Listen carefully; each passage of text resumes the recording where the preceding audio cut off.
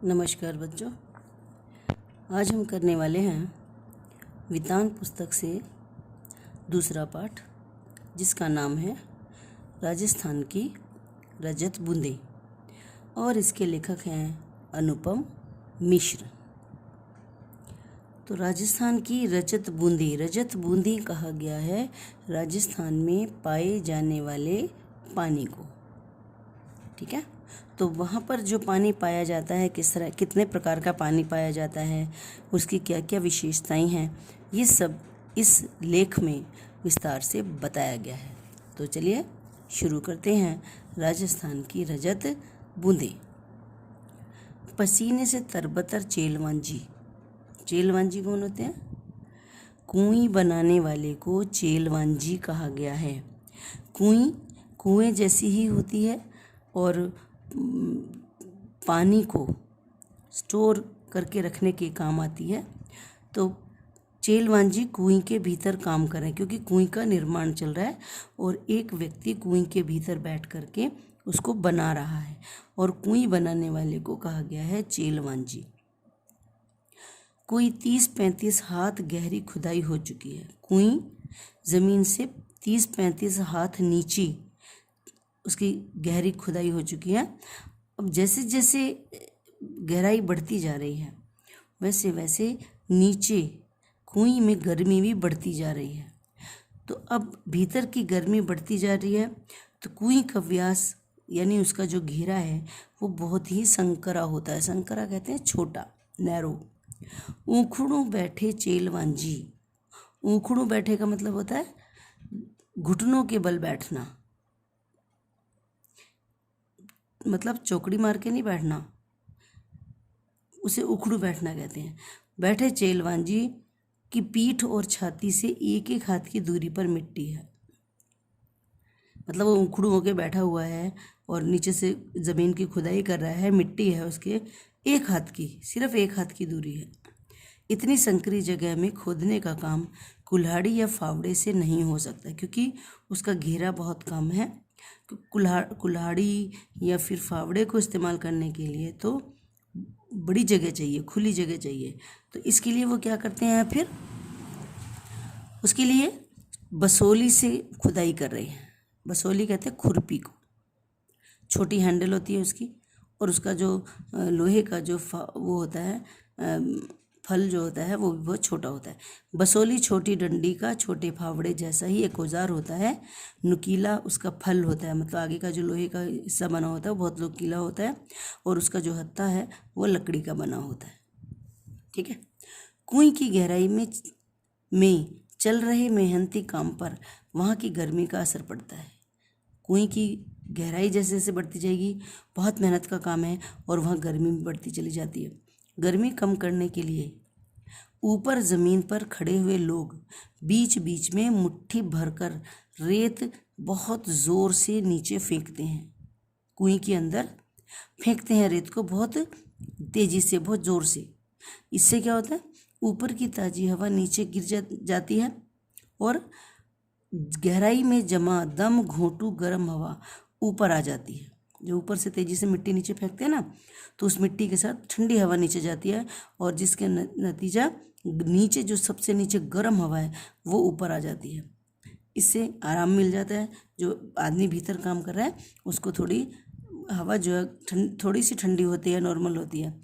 इतने ऊपर से फेंकी जा रही रेत के कण नीचे काम करने वाले चेलवांजी के सिर पर लग सकते हैं, उसे चोट लग सकती है। इसलिए वो अपने सिर पर कांसे का, पीतल का या फिर किसी अन्य धातु का एक बर्तन टोप की तरह पहने हुए है। यानी सिर पर एक किसी भी मेटल का एक टोप टाइप में वो पहन लेता है, ताकि ऊपर से अगर मिट्टी फेंकी जाती है तो उसके कण उसके सिर पर न लगे, उसको चोट न लगे। नीचे थोड़ी खुदाई हो जाने के बाद चेलवांजी के पंजों के आसपास मलबा जमा हो गया है। यानी जब वो खुदाई करता है नीचे से, तो उसके पैरों के पास में मिट्टी जमा हो जाती है। ऊपर रस्सी से एक छोटा सा डोल या बाल्टी नीचे उतारी जाती है। रस्सी बांधते हैं, ऊपर खड़े लोग एक छोटा सा डोल या छोटी सी बाल्टी नीचे फेंकते हैं, तो जो चेलवांजी अंदर काम कर रहा है वो मिट्टी उसमें भर देता है और ऊपर खड़े लोग बड़ी सावधानी के साथ उस मिट्टी को, उस डोल को बाहर निकाल लेते हैं। हाँ, डोल को बाहर निकालते हुए, बाल्टी को बाहर निकालते हुए कुछ रेत, कुछ कंकड़ बाल्टी में से भी नीचे गिर सकते हैं। ये जो टोप उसने पहना हुआ है, ये टोप इससे भी चेलवांजी के सिर की रक्षा करता है। चेलवांजी यानी चिजारो कुएं की खुदाई और एक विशेष तरह की चिनाई करने वाले दक्षतम लोगों को चिजारो कहते हैं। ये काम कुएं बनाने का जो काम है वो चेजा कहलाता है। ठीक है, चिजारो जिस कुएं को बना रहे हैं वो भी कोई साधारण ढांचा नहीं है। कुएं यानी बहुत ही छोटा सा कुआं, ये देख रही हो सामने, ये कुएं टाइप ही है। बस कुएं में एक तो कुआं शब्द पुल्लिंग है, कुएं शब्द स्त्रीलिंग है, एक तो ये डिफरेंस है। दूसरा, कुएं का जो व्यास है वो छोटा होता है, कुएं का व्यास ज़्यादा होता है, चौड़ाई ज़्यादा होती है। हाँ, गहराई लगभग दोनों की एक जैसी ही होती है। राजस्थान में अलग अलग स्थानों पर विशेष कारण से कुएं की गहराई कम या ज़्यादा हो सकती है। क्यों कम ज़्यादा हो सकती है? क्योंकि राजस्थान में अलग अलग जगह पर पानी का जो स्तर है वो कम या ज़्यादा होता है। तो जहाँ पर पानी का स्तर कम है, यानी पानी की गहराई बहुत ज़्यादा नहीं है, वहाँ पर कुएं की गहराई भी बहुत ज़्यादा नहीं रखी जाती है। हाँ, जहाँ पानी बहुत गहराई में मिलता है वहाँ कुएं की गहराई भी ज़्यादा होती है। इसलिए कहा गया है कि राजस्थान में अलग अलग जगह पर विशेष कारणों से कुएं की गहराई कम या ज़्यादा हो सकती है। कुएं एक और अर्थ में कुएं से बिल्कुल अलग है। अब एक तो अंतर ये बता दिया, कुएं स्त्रीलिंग शब्द है, कुआं पुल्लिंग शब्द है, कुएं का व्यास कम होता है, कुएं का ज़्यादा होता है। ठीक है, हाँ, लेकिन गहराई लगभग बराबर होती है। लेकिन फिर और भी अंतर है उसमें। क्या अंतर है? कुआं भूजल को पाने के लिए बनता है। भूजल कहते हैं भूमि के नीचे पाया जाने वाला जल। तो कुएं में कौन सा जल मिलता है? ज़मीन के नीचे का जो पानी होता है वो कुएं से प्राप्त होता है। पर कुएं भूजल से ठीक वैसे नहीं जुड़ती जैसे कुआं जुड़ता है, क्योंकि कुएं में तो सारा पानी ज़मीन के नीचे से आता है, लेकिन कुएं में जो पानी आता है वो ज़मीन के नीचे का पानी नहीं आता। कुएं वर्षा के जल को बड़े ही विचित्र ढंग से समेटती है। यानी कुएं में पानी कौन सा आता है? वर्षा का पानी आता है। लेकिन ऐसा भी नहीं है कि सारा ज़मीन के ऊपर जो बारिश का पानी इकट्ठा होता है वो कुएं में आ जाए, ऐसा नहीं है। तब भी जब वर्षा नहीं होती तब भी कुएं में पानी इकट्ठा होता रहता है। यानी कुएं में ना तो सतह पर बहने वाला पानी होता है, सतह पर मतलब धरातल पर, और ना ही ज़मीन के नीचे पाया जाने वाला पानी। यह तो नेति नेति जैसा कुछ पेचीदा मामला है। नेति नेति का मतलब होता है धीरे धीरे, धीरे धीरे पानी जैसे इकट्ठा होता रहता है, ये मामला है। यानी कुएं में जो पानी पाया जाता है वो धीरे धीरे इकट्ठा होता है और कुएं में इकट्ठा होता रहता है। ना ज़मीन के नीचे का पानी इसमें होता है और ना ज़मीन के ऊपर बहने वाला पानी। मरुभूमि में रेत का विस्तार और गहराई अथाह है। यानी रेगिस्तानी इलाकों में रेत बहुत दूर दूर तक फैला हुआ है और बहुत गहरा है, बहुत ज़्यादा है, जिसकी गहराई को नापना मुश्किल है। यहाँ वर्षा अधिक मात्रा में भी हो तो उसे भूमि में समा जाने में देर नहीं लगती। लेखक कहते हैं कि अगर यहाँ ज़्यादा वर्षा हो भी जाती है तो कुछ ही पलों में सारा का सारा पानी भूमि में समा जाता है। क्यों? क्योंकि वहाँ की जो ज़मीन है वो बहुत रेतीली है। कहीं कहीं मरुभूमि में रेत की सतह के नीचे प्रायः 10-15 हाथ से 50-60 हाथ नीचे खड़िया पत्थर की एक पट्टी चलती है। क्या कहना चाहते हैं लेखक? कि 50-60 हाथ नीचे खड़िया पट्टी, जिस खड़िया पट्टी कहते हैं, पत्थर होता है जिसके स्लेटें वगैरह बनती हैं, उसे खड़िया पट्टी कहा जाता है। तो कहते हैं लेखक कि कहीं कहीं पर 50-60 हाथ नीचे खड़िया पत्थर की एक पट्टी चलती है। यह पट्टी जहाँ भी होती है काफ़ी लंबी चौड़ी होती है और रेत के नीचे दबी रहने के कारण ये ऊपर से दिखाई भी नहीं देती। ऐसे क्षेत्रों में जहाँ पर ये खड़िया पट्टी चलती है, बहुत दिखाई पड़ मतलब कहाँ पाई जाती है, ऐसे क्षेत्रों में बड़े कुएं खोदते समय मिट्टी में हो रहे परिवर्तन से खड़िया पट्टी का पता चल जाता है। जब कुआं वगैरह खोदते हैं तो पता चल जाता है कि यहाँ पर खड़िया पट्टी है कि नहीं। बड़े कुओं में पानी तो 150-200 हाथ पर निकल आता है, पर वह प्रायः खारा होता है। क्या कहते हैं कि 150-200 हाथों पर की खुदाई करने पर पानी निकल आता है, लेकिन वो पानी खारा होता है, इसलिए पीने के काम में नहीं आ सकता। बस तब इन क्षेत्रों में कुइयाँ बनाई जाती हैं। समझ आ गया? अब एक मकसद समझ आ गया। कुओं का पानी खारा होता है, इसलिए कुइयाँ बनाई जाती हैं। पट्टी खोजने में पीढ़ियों का अनुभव भी काम आता है। बरसात का पानी किसी क्षेत्र में एकदम बैठे नहीं तो पता चल जाता है कि रेत के नीचे ऐसी पट्टी चल रही है। मतलब अब भाई कौन से क्षेत्र में खड़िया पट्टी है, कौन से क्षेत्र में नहीं है, इसका पता लगाने में लोगों का अपना अनुभव है, वो बड़ा काम आता है। तो एक अनुभव की बात ये करते हैं और कहते हैं कि जब बारिश होती है और बारिश का पानी अगर एकदम से नीचे नहीं जाता तो वहाँ पता चल जाता है कि यहाँ पर ये पट्टी खड़िया पट्टी की परत है। यह पट्टी वर्षा के जल को गहरे खारे भूजल तक जाकर मिलने से रोकती है। भूजल भूमि के नीचे का जल। तो ये जो खड़िया पट्टी है, ये जो बारिश का पानी ऊपर से पड़ता है, जो ज़मीन में समाता है, ये खड़िया पट्टी उस बारिश के पानी को नीचे ज़मीन के नीचे खारे पानी में मिलने से रोक देती है। ऐसी स्थिति में उस बड़े क्षेत्र में बरसा हुआ पानी भूमि की रेतीली सतह और नीचे चल रही पथरीली पट्टी के बीच अटक कर नमी की तरह फैल जाता है। पूरा पानी फैल गया, नीचे तो गया नहीं, और वही खड़िया पट्टी पर फैल गया। तेज पड़ने वाली गर्मी में इस नमी की भाप बनकर उड़ जाने की आशंका बनी रहती है। पर ऐसे क्षेत्रों में प्रकृति की एक और अनोखी उदारता काम करती है। क्या? कि रेत के कण बहुत बारीक होते हैं। वे अन्यत्र मिलने वाली मिट्टी के कणों की तरह एक दूसरे से चिपकते नहीं हैं। अब सारा पानी उड़ जाए, ये कुदरत का नज़ारा देखिए कि वहाँ पर रेत है, उसमें बारीक बारीक बारीक बारीक कंकड़ हैं, वो पानी को बहुत जल्दी नीचे भेज देते हैं। जहाँ लगाव है वहाँ अलगाव भी होता है। जिस मिट्टी के कण परस्पर चिपकते हैं वो अपनी जगह भी छोड़ते हैं और इसलिए वहाँ कुछ स्थान खाली छूट जाता है।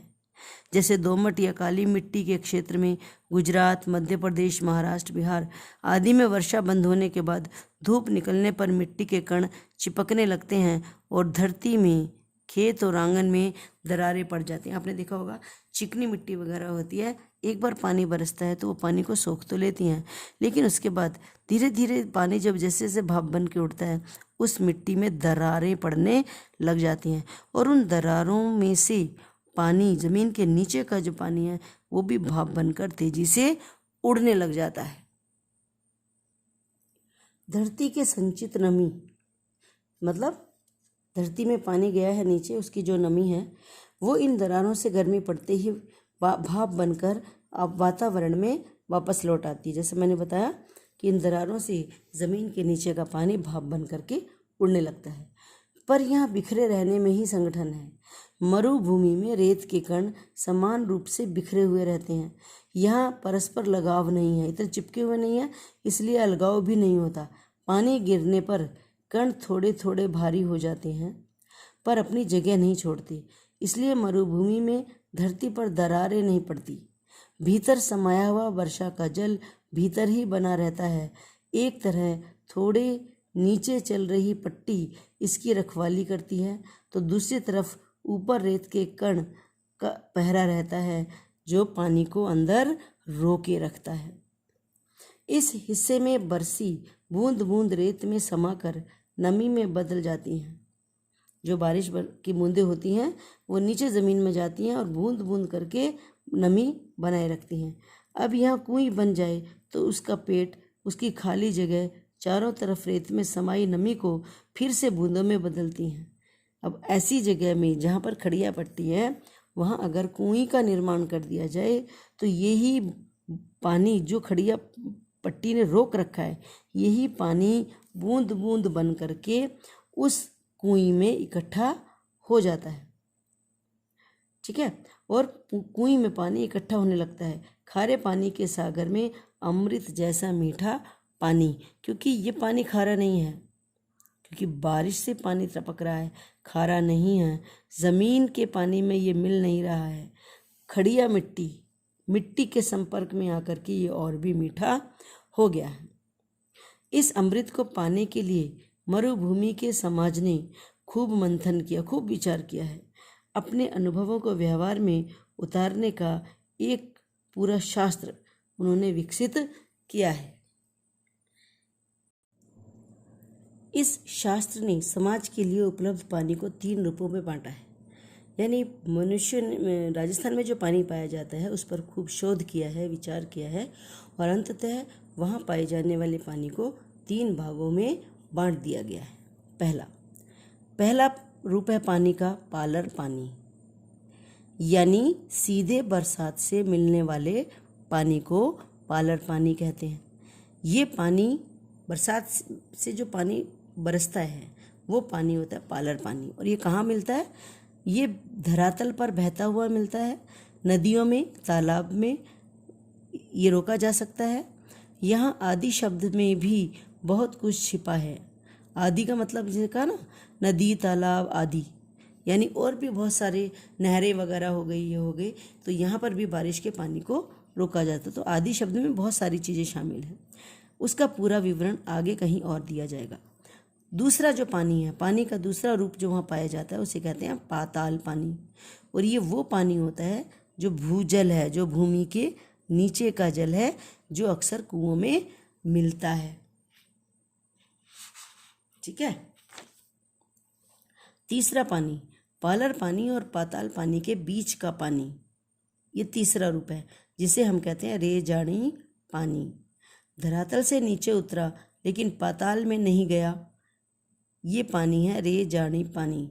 वर्षा की मात्रा नापने में भी इंच या सेंटीमीटर नहीं बल्कि रेजा शब्द का उपयोग होता है।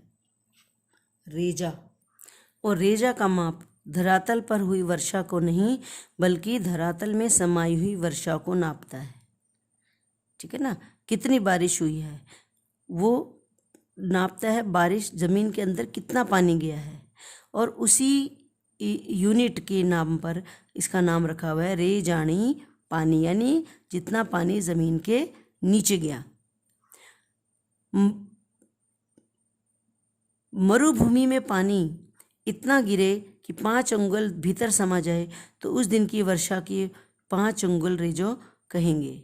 रेजानी पानी खड़िया पट्टी के कारण पाताली पानी से अलग रहता है। खड़िया पट्टी आ गई बीच में, बारिश का पानी हुआ, खड़िया पट्टी बीच में आ गई, तो वो पाताली पानी से यानी ज़मीन के नीचे वाले पानी से अलग हो गया। ऐसी पट्टी के अभाव में रेजानी पानी धीरे धीरे जाकर पाताल पानी में मिलकर अपना विशिष्ट रूप यानी अपना मीठा रूप खो देता है। यदि किसी जगह भूजल पाताली पानी खारा है तो रेजानी पानी भी उसमें मिलकर खारा हो जाता है। यानी ये पानी भी अगर वहाँ चला जाए तो और खारे पानी में नीचे ज़मीन के नीचे पानी में मिल जाता है तो वो भी खारा हो जाता है। इस विशिष्ट रेजानी पानी को समेट सकने वाली कुएं बनाना सचमुच एक विशिष्ट कला है। 4-5 हाथ के व्यास की कुएं को 30 से 60-65 हाथ की गहराई तक उतारने वाले चिजारों कुशलता और सावधानी की पूरी ऊंचाई नापते हैं। अब ये देखो कुएं का व्यास कितना होता है, 4-5 हाथ बस, और उसकी गहराई कितनी होती है, 30 से 60-65 हाथ की गहराई होती है। इतना व्यास, उतनी चौड़ाई 4-5 हाथ की होती है और गहराई होती है 60-65 हाथ की। चेजो यानी चिनाई का श्रेष्ठतम काम कुएं का प्राण है। यानी कुएं का निर्माण अच्छा होना चाहिए, इसी में कुएं की सफलता है। इसमें थोड़ी सी भी चूक अगर हो जाए तो चिजारों के प्राण ले सकती है। हर दिन थोड़ी थोड़ी खुदाई होती है कुएं की, डोल से मलबा निकाला जाता है और फिर आगे की खुदाई रोककर अब तक हो चुके काम की चिनाई कर दी जाती है। चिनाई करने का मतलब होता है कि उसको पक्का कर दिया जाता है, उस पर सीमेंट वगैरह कर दी जाती है ताकि ऊपर की मिट्टी गिरे ना, ताकि मिट्टी धसके नहीं। 20-25 हाथ की गहराई तक जाते जाते गर्मी बढ़ जाती है और हवा भी कम होने लगती है। तब ऊपर से मिट्टी भर भर कर रेत नीचे तेजी से फेंकी जाती है। मरुभूमि में जो हवा रेत की विशाल टीलों तक को यहाँ से वहाँ उड़ा देती है, वही हवा वहाँ कुएं की गहराई में एक मुट्ठी रेत से उड़ने लगती है और पसीने में नहा रहे चेलवांजी को कुछ राहत देती है। कुछ जगहों पर कुएं बनाने का ये कठिन काम और भी कठिन हो जाता है। किसी किसी जगह ईंट की चिनाई से मिट्टी को रोकना संभव नहीं होता, तब कुएं को रस्से से बांधा जाता है। तो कुएं का जो निर्माण है वो इतना सहज नहीं है। पहले दिन कुएं खोदने के साथ साथ खीप नाम की घास का ढेर जमा कर लिया जाता है। ये देख रहे हैं पिक्चर में, ये घास एक तरह की होती है। जब कुएं बनाते हैं तो उससे पहले ये घास इकट्ठी कर लेते हैं। चिजारों खुदाई शुरू करते हैं और बाकी लोग खीप की घास से कोई 3 अंगुल मोटा रस्सा बटने लगते हैं। पहले दिन का काम पूरा होते होते कुएं कोई 10 हाथ गहरी हो जाती है। इसके तल पर दीवार के साथ सटा कर रस्से का पहला गोला बिछाया जाता है और फिर उसके ऊपर दूसरा, तीसरा, चौथा और इस तरह ऊपर आते जाते हैं। खीप घास से बना एक खुरदरा मोटा रस्सा हर घेरे पर अपना वजन डालता है और बटी हुई लड़ियां एक दूसरे में फंसकर मजबूती से एक के ऊपर एक बैठती जाती हैं। रस्से का आखिरी छोर ऊपर ही रहता है। यानी ये रस्से के घास से जो रस्सा बनाया गया है, इसको नीचे से शुरू करते हैं, गोल गोल गोल गोल दीवार के साथ साथ लगाना शुरू करते हैं और इस तरह सटा करके लगाते हैं और धीरे धीरे ये ऊपर आता है। अगले दिन फिर कुछ हाथ मिट्टी खोदी जाती है और रस्से की पहले दिन जमाई गई कुंडली दूसरे दिन खोदी गई जगह में सरका दी जाती है। ऊपर छूटी दीवार में अब नया रस्सा बांध दिया जाता है। रस्से की कुंडली को टिकाए रखने के लिए बीच बीच में कहीं कहीं चिनाई भी करते जाते हैं।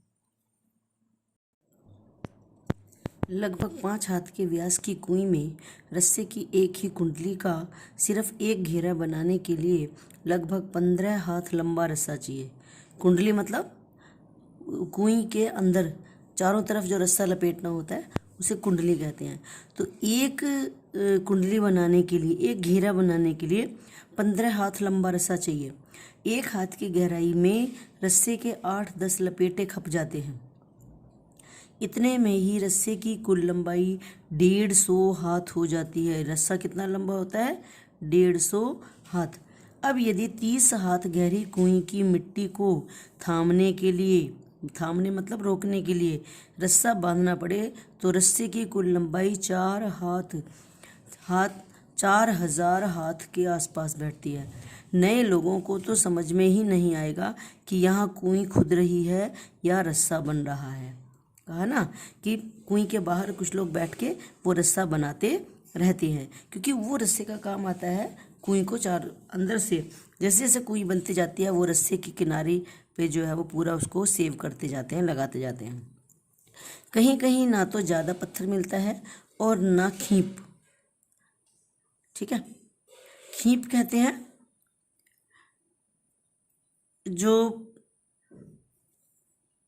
खींप का मतलब होता है वो घास जिससे रस्सी बनाई जाती। तो कहीं कहीं जगह ऐसी होती है जहाँ तो पत्थर भी नहीं मिलता और खींप भी ज़्यादा नहीं मिलती, लेकिन रिजानी पानी तो है तो वहाँ भी कुइयाँ बनाई जाती हैं। ऐसी जगहों पर भीतर की चिनाई लकड़ी के लंबे लट्ठों से की जाती है। यानी अंदर की चिनाई के लिए लकड़ी के लट्ठे लगाए जाते हैं। अरणी, बण यानी कैर, बावल, कुंभट के पेड़ों की डगालों से बनाए जाते हैं। ये अलग अलग तरह के पेड़ है जो वहाँ पर पाए जाते हैं राजस्थान में। उनके टहनियों से, डगाल कहते हैं टहनियों, ये अलग अलग तरह के पेड़ हैं और इनकी टहनियों से वहाँ पर लकड़ियाँ काट काट करके बनाए जाते हैं। इस काम के लिए सबसे उम्दा यानी सबसे अच्छी जो लकड़ी है वो अरणी की लकड़ी मानी गई है। पर उम्दा या मध्यम दर्जे की लकड़ी न मिल जाए तो आक तक से भी काम लिया जाता है। आक मतलब आकड़ा, इसकी लकड़ी भी काम आ जाती है। लट्ठे नीचे से ऊपर की ओर एक दूसरे में फंसाकर सीधे खड़े किए जाते हैं, फिर इन्हें खींप की रस्सी से बांधा जाता है। कहीं कहीं चग की रस्सी भी, ये सारे हैं ना अलग अलग अलग अलग पेड़ हैं, पौधे हैं जिनसे रस्सी बनाई जाती है। ये बंधाई भी कुंडली का आकार लेती है, इसलिए इसे सांपणी भी कहते हैं। कुंडली के आकार में इसे बनाया। नए लोगों को तो समझ में भी नहीं आएगा कि यहाँ कुई बनाई जा रही है। देखो ये कैसे डाल रहा है, रस्सी डाल रहे हैं ना गोल गोल गोल गोल, ये गोल गोल डालने को ही कुंडली कहते हैं। नीचे खुदाई और चिराई का काम कर रहे चेलवांजी को मिट्टी की खूब परख रहती है।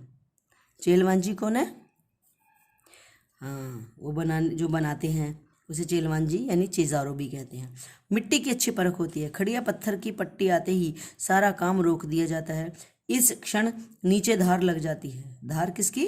पानी की। जैसे खड़िया पत्थर आ जाता है तो पानी जो वहाँ पर रुका हुआ होता है वो धीरे धीरे करके धार बन के कुएं में गिरने लगता है और फिर चेजारो ऊपर आ जाते हैं।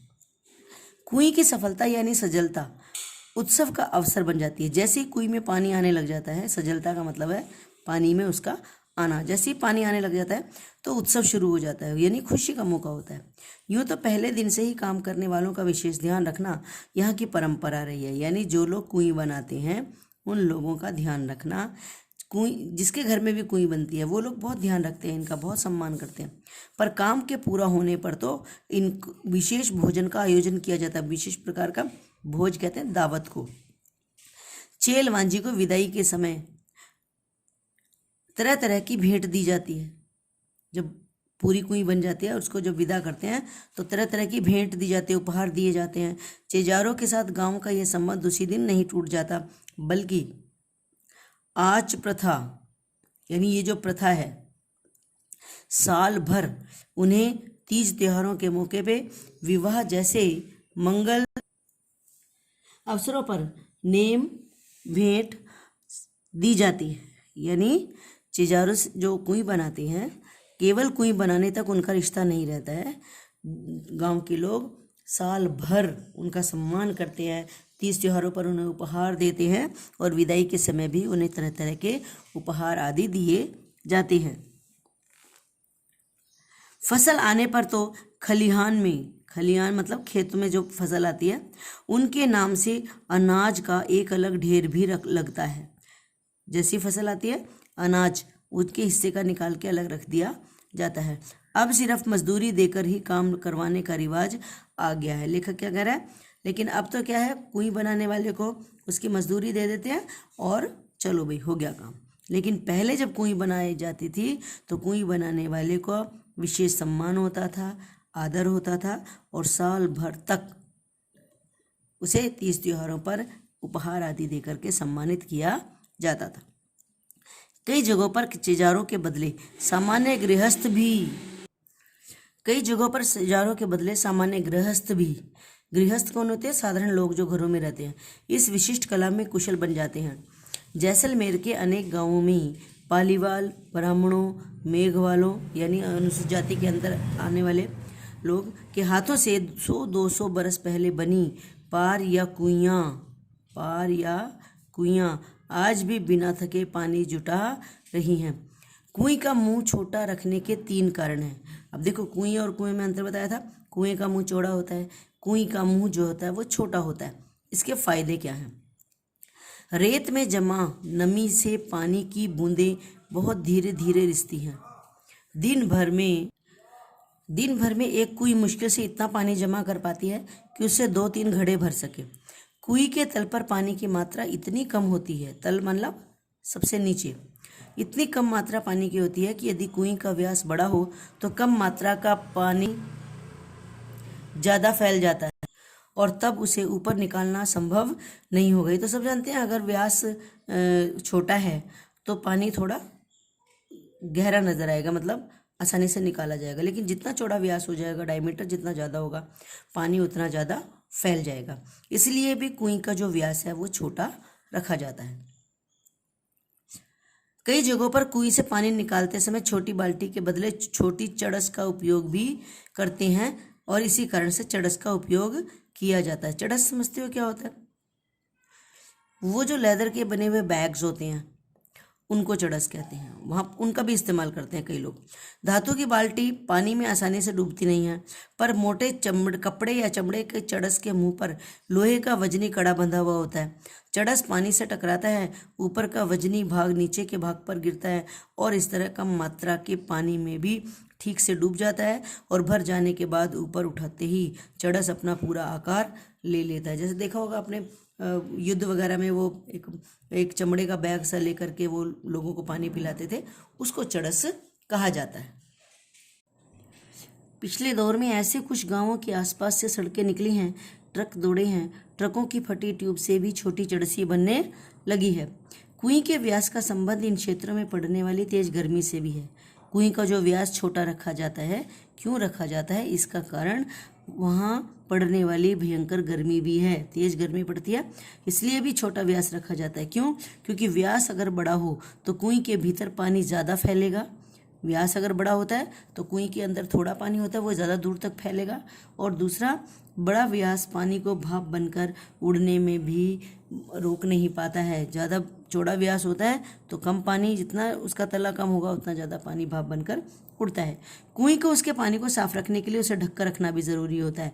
तो दूसरा फ़ायदा छोटे मुंह का होता है कि कुएं को आसानी से ढका भी जा सकता है। छोटे मुंह को ढकना आसान होता है। हर एक कुएं पर लकड़ी के बने ढक्कन ढके हुए मिलेंगे। कहीं कहीं पर तो ये खस की पट्टी की तरह घास फूस या छोटी टहनियों से बने ढक्कनों का भी कुएं को ढकने के लिए प्रयोग किया जाता है। जहाँ नई नई सड़कें बनती हैं और इस तरह नई नई सड़कें बनी हैं, इस तरह नए और अपरिचित लोगों के आना जाना भी बढ़ा रहता है। आवक जावक का मतलब होता है आना जाना भी बढ़ गया है। वहाँ अमृत जैसे इस मीठे पानी की सुरक्षा भी आवश्यक हो गई है।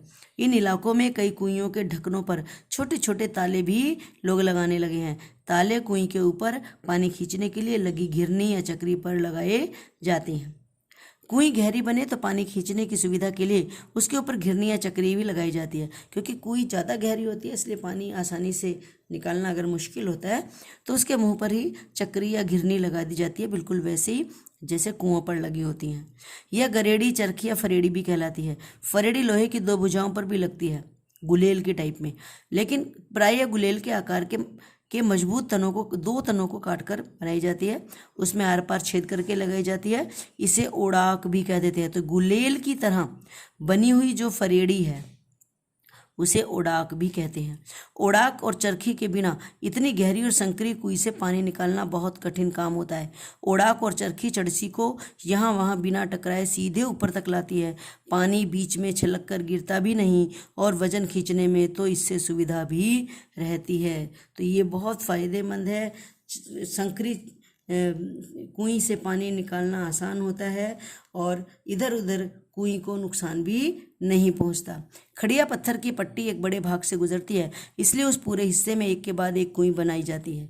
यानी खड़िया पट्टी अगर एक जगह से शुरू होती है तो काफ़ी दूर तक वो पट्टी जाती है, इसलिए उस क्षेत्र में बहुत सारी कुइयाँ बनाई जाती हैं। हर क्षेत्र में खड़िया पट्टी नहीं मिलती, तो उस पूरे हिस्से में एक के बाद एक कुएं बनाई जाती है। ऐसे क्षेत्र में एक बड़े साफ सुथरे मैदान में 30-40 कुइयाँ मिल जाती हैं। हर घर की एक कुएं, बड़ा परिवार तो एक से ज़्यादा कुएं भी हो सकती है। निजी और सार्वजनिक संपत्ति का विभाजन करने वाली मोटी रेखा कुएं के मामले में बड़े विचित्र ढंग से हर एक की अपनी अपनी कुएं है, यानी हर परिवार की अपनी अपनी एक एक कुएं है। उसे बनाने और उससे पानी निकालने का हक उसका अपना है। जिसके घर में कुएं है वही उस कुएं से पानी निकाल सकता है। लेकिन कुएं जिस क्षेत्र में बनती है वो गांव समाज की सार्वजनिक ज़मीन है। अगर कुएं परिवार के क्षेत्र में बनी है तो उस पर परिवार का हक है। लेकिन अगर कुएं गांव के समाज के इलाके में सार्वजनिक क्षेत्र में बनी है तो फिर उस पर समाज का अधिकार होता है।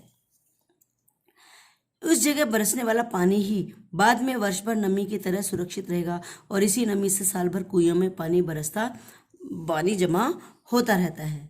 तो ऐसे में क्योंकि एक बार बारिश होती है तो पानी सारा ज़मीन में नीचे जाता है और अलग अलग हिस्सों में जाके कुएं में जमा हो जाता है। अब उस क्षेत्र में बनने वाली नई कुएं का मतलब है पहले से ही तय नमी का बंटवारा, यानी ज़मीन के नीचे गए हुए पानी का और बंटवारा। इसलिए निजी होते हुए भी सार्वजनिक क्षेत्र में बनी कुइयों पर ग्राम समाज का अंकुश रहता है, यानी समाज का अंकुश रहता है। आसानी से कोई नई कुई बना नहीं सकता। बहुत ज़रूरत पड़ने पर ही समाज नई कुई के निर्माण की स्वीकृति देता है। हर दिन सोने का एक अंडा देने वाली मुर्गी की चिर परिचित कहानी तो आपने सुनी ही है। वो कुई पर पूरी तरह से सत्य उतरती है। कुई, इससे दिन भर में बस 2-3 घड़ा मीठा पानी ही निकाला जा सकता है। इसलिए प्रायः पूरा गांव गोधूली बेला में कुइयों पर आता है। शाम के समय गोधूली बेला होती है, शाम के समय जब गाय वगैरह आती है, उनके पैरों से उड़ने वाली धूल पूरे वातावरण में छाई होती है, उसको कहते हैं गोधूली बेला। तब मेला सा कुइयों पर जाते हैं लोग पानी भरने, और वहाँ कुइयों पर मेला सा लग जाता है। गांव से सटे मैदान में 30-40 कुइयों पर एक साथ घूमती घिरनियों का स्वर गोचर से लौट रहे। गोचर का मतलब होता है जैसे जानवर होते हैं ना, सुबह चरने ले जाते हैं, शाम को वापस लौटते हैं, तो उसे गोचर कहते हैं। लौट रहे पशुओं की घंटियों और रंभाने की आवाज़ में समा जाता है। इधर घिरनियों की आवाज़ हो रही है और उधर आने जाने वाले पशुओं की आवाज़, उनकी घंटियों की आवाज़, उनके रंभाने की आवाज़, सब मिक्सअप हो रही हैं। 2-3 घड़े भर जाने पर डोल और रस्सियाँ समेट ली जाती हैं। जब 2-3 घड़े भर जाते हैं तो फिर डोल और रस्सियाँ सब समेट ली जाती हैं और कुइयों पर फिर से ढक्कन लगा करके बंद कर दिया जाता है। रात भर और अगले दिन भर कुइयाँ आराम करेंगी, यानी सारी रात सारा दिन कुइयों में रिस रिस करके पानी इकट्ठा होता रहेगा। रेत के नीचे सब जगह खड़िया की पट्टी नहीं होती है, इसलिए कुई भी पूरे राजस्थान में आपको नहीं मिलेगी। चूरू, अब अंडरलाइन करो, चूरू, बीकानेर, जैसलमेर, बाड़मेर, ये ऐसे इलाके हैं यहाँ पर खड़िया पट्टी बहुत मिलती है और इसीलिए यहाँ पर गांव गांव में कुइयाँ ही कुइयाँ हैं। जैसलमेर ज़िले में तो एक गांव में खड़ेरों की ढाणी में 120 कुइयाँ हैं। लोग इस क्षेत्र को 6 BC के नाम से जानते हैं। 6 BC का मतलब है 6 गुना 20 यानी 120। तो 120 कुइयों के नाम पर उस इलाके का नाम हो गया 6 BC। कहीं कहीं इन्हें पार भी कहते हैं, कुइयों को पार भी कहा जाता है। जैसलमेर, बाड़मेर कि कई गांव पार के कारण ही आबाद हैं। आबाद मतलब खुशहाल हैं, रचे बसे हैं, इसीलिए उन गांवों के नाम भी पार पर ही है। सबके लास्ट में नाम के नाम अंत में पार लग रहा है। जैसे जानरे आलो पार, सिरगू आलो पार, ये पार का मतलब होता है कुई, क्योंकि वहाँ पर कुइयाँ हैं बहुत ज़्यादा। अलग अलग जगहों पर खड़िया पट्टी के भी अलग अलग नाम हैं। कहीं चारोली है तो कहीं धाधड़ो, धड़धड़ी, कहीं पर बिट्टू रोबल्लियों के नाम से भी ये खड़िया पट्टी जानी जाती है, तो कहीं इस पट्टी का नाम है केवल खड़ी। और इसी खड़ी के बल पर खारे पानी के बीच मीठा पानी देती खड़ी रहती हैं कुई। तो राजस्थान में मीठे पानी का एकमात्र स्रोत है ये कुई।